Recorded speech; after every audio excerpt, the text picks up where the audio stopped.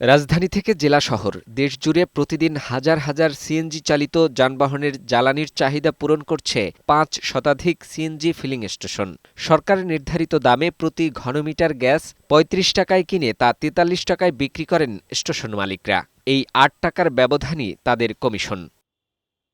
কিন্তু এই কমিশন দিয়েই বহন করতে হয় কর্মকর্তা কর্মচারীদের বেতন, বিদ্যুৎ বিল, যন্ত্রপাতির রক্ষণাবেক্ষণ, নিরাপত্তা ব্যবস্থা, ব্যাংক ঋণের সুদ, ভ্যাট ট্যাক্স সহ সব ধরনের পরিচালন ব্যয়। রাজধানীর বিজয়নগরে সংগঠনের কার্যালয়ে সংবাদ সম্মেলনে ৪ দফা দাবি তুলে ধরে সরকারকে দ্রুত সিদ্ধান্ত নেয়ার আহ্বান জানান নেতারা। মালিকদের দাবি, এক যুগের কাছাকাছি সময়ে সব ধরনের ব্যয় বেড়েছে কয়েক গুণ, অথচ কমিশনে আসেনি কোনো পরিবর্তন। লোকসান দিতে দিতে বর্তমানে যে অবস্থায় এসে দাঁড়িয়েছে, যেখানে আমার ৮ টাকা মার্জিন আমি পাই, সেখানে আমার ৬ টাকা চলে যাচ্ছে বিদ্যুৎ উৎপাদন খরচ।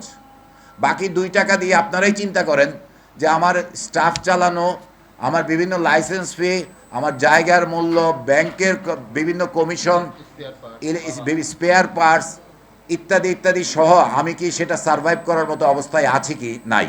তাদের ঘোষণা অনুযায়ী আগামী ৩০ জুলাই সারা দেশে অর্ধদিবস প্রতীকীভাবে সিএনজি ফিলিং স্টেশন বন্ধ রাখা হবে। এরপরও দাবি পূরণে কার্যকর উদ্যোগ না এলে ২৩ আগস্ট থেকে অনির্দিষ্টকালের জন্য সারা দেশের সব সিএনজি ফিলিং স্টেশন বন্ধ রাখার কর্মসূচি পালন করা হবে বলে হুঁশিয়ারি দিয়েছেন নেতারা।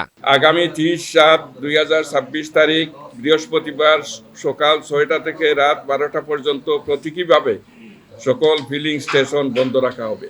যদি ফলপ্রসূ কোনো সমাধান না হয়, আগামী ২৩/৮/২০২৬ ইংরেজি তারিখ রবিবার থেকে অনির্দিষ্টকালের জন্য সারা দেশের সকল সিএনজি ফিলিং স্টেশন বন্ধ রাখা হবে। আন্দোলন শুরুর আগেই সরকার ও মালিকদের মধ্যে আলোচনার মাধ্যমে সমাধান হবে, এমন প্রত্যাশা সংশ্লিষ্টদের।